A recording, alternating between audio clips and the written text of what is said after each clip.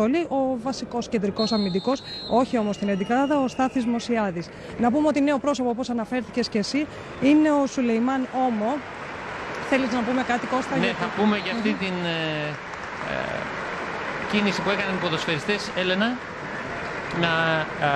Είναι μια αντίδραση των ποδοσφαιριστών προφανώς, και πάμε στον Μπαρτσελεπίδη να μας δώσει πληροφορίες. Είναι μια κίνηση με πρωτοβουλία της διοίκησης της γηπεδούχου ομάδας της ΑΕΛ.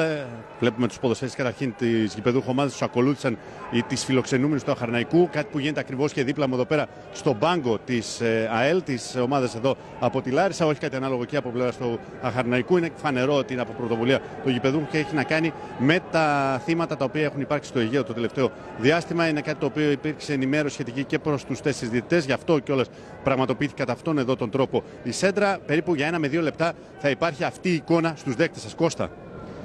Είναι εντυπωσιακό και έτσι είναι αλληλέγγυοι οι ποδοσφαιριστές και προσπαθούν να δείξουν τα συναισθήματά τους για τα θύματα στο Αιγαίο, σε αυτό που συμβαίνει πολλούς μήνες τώρα.